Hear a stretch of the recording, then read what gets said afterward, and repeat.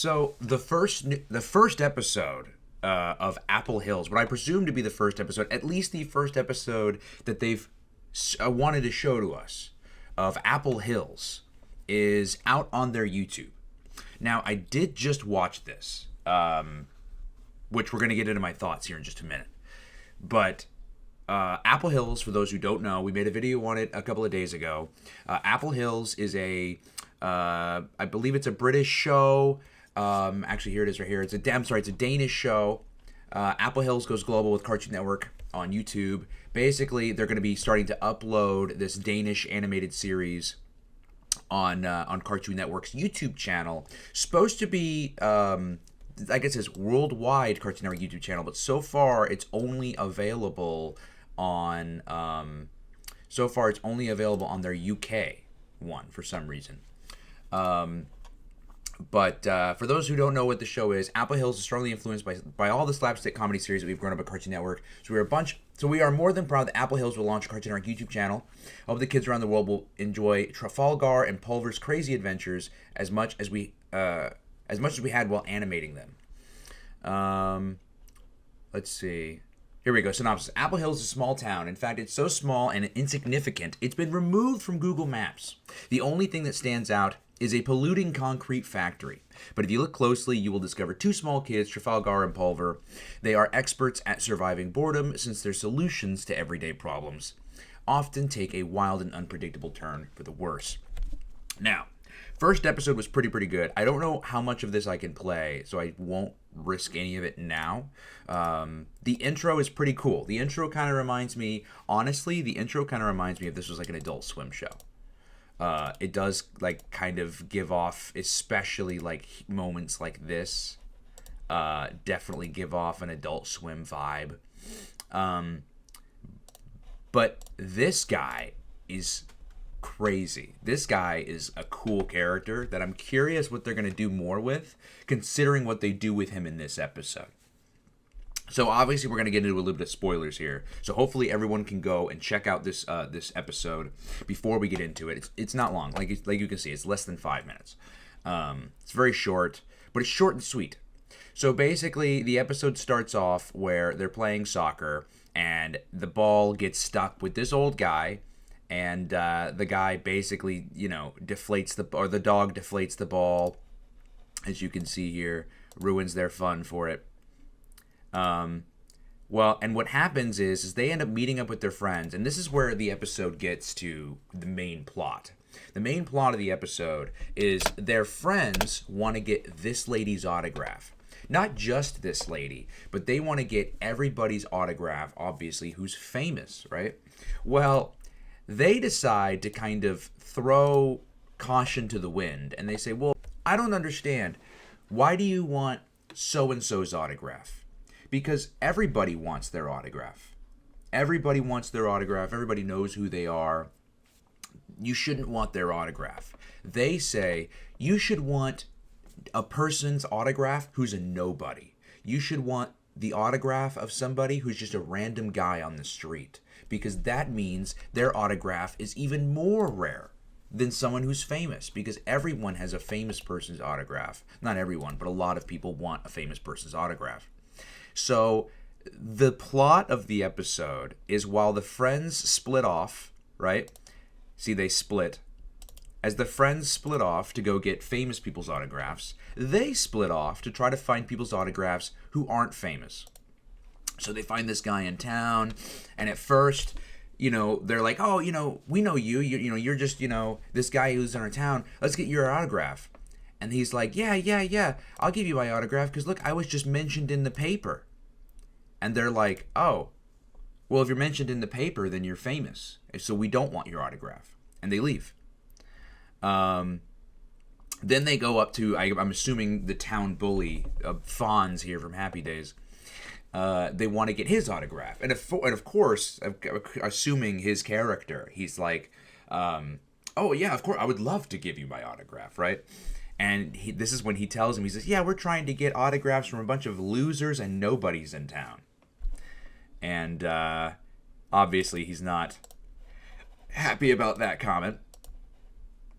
Then they go up to this lady to get her autograph. but she's the mayor.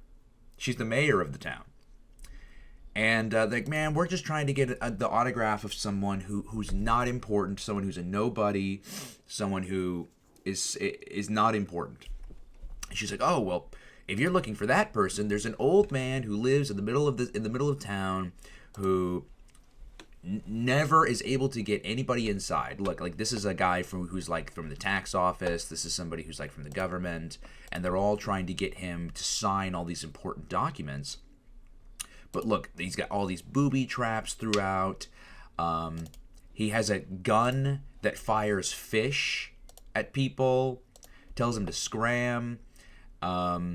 So they decide to go. They bring a bunch of soccer balls, which I find, this is so strange. So they use the soccer balls to distract the dog. Then they use the soccer balls on all of the mouse traps.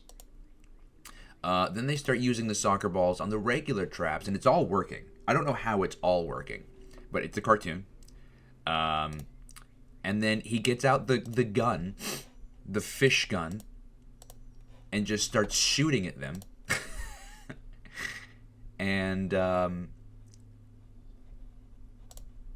yeah, so they finally reach this guy, right? They finally reach him. And they're like, hey, we want your autograph. Keep in mind, this is the guy who was turning around all these people from the government, from the IRS, who needed him to sign important legal documents, and he refused to sign them, right? So they finally go up there, and they get his autograph. They get him to sign it. See, look, he pulls out a pen and signs it. Lady Glitter style. And then the reveal. The whole time, this old guy was Lady Glitter style. And the reason she says is because she says, well, whenever I go, on tour, or whenever I'm, not on tour, there's always people who are trying to get my autograph. Nobody will leave me alone, right? So that's why she created this disguise. Now, the reason why I say I don't know what they're going to do with this character in the future is because I didn't know that that's who this character was going to be when I saw the poster. And this character is all over the poster, right? Well, not all over. They are in the poster. So if they are in the poster, that tells me that they're going to be a character that's going to come back in subsequent episodes. And if it is, are they really going to continue with this trend of it's Lady Glitter style the whole time? Or are they going to, or is this old guy going to be a throwaway character where he can kind of be anything? Like, he's just this mystery throughout the town. Could be possible. So they leave. She gets in her thing and leaves. And then she's shocked. Like, oh, you got Lady Glitter Styles' autograph. Like, no way. That's so cool. You have the rarest person in the world's autograph. And he does not care, and he rips it up. Says, I don't care. And he walks away.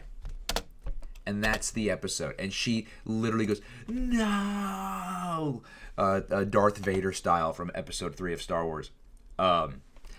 This was really funny. Like, it wasn't the funniest thing I've ever seen in the world. But for like a 5-minute short, for them to get this whole plot line of there's these characters trying to get an autograph, they want to get other people's autographs that nobody cares about, and how they wrap it up with the celebrity was the nobody's autograph that they got at the end in less than 5 minutes. I mean, less than 5, because how long is the opening?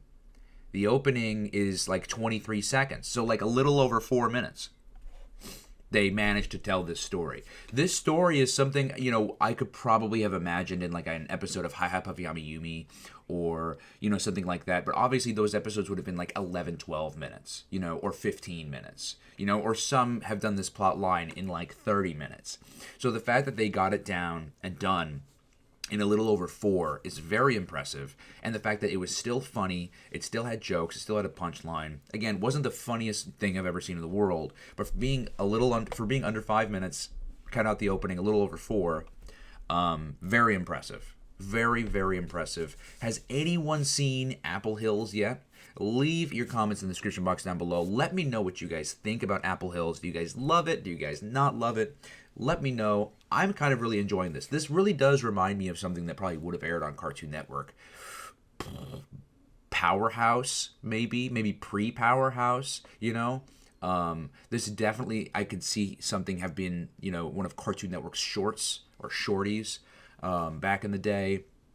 I really do think this definitely does fit in the vibe of the network. And I'm really glad it's here, honestly. I was not sure how to feel about the show at first, but now that I've seen it, it really does fit in with what Cartoon Network has always been known for, at least back in the day, like late 90s, early 2000s. But again, leave your comments down in the description box down below. Let me know what you guys thought of this episode and of the show in general, if you've seen any more of it. And as always, I'll see you guys in the next video. Bye. Thanks so much to Ryan Wilkins, Kame Senin, and Susan Simone for all becoming members.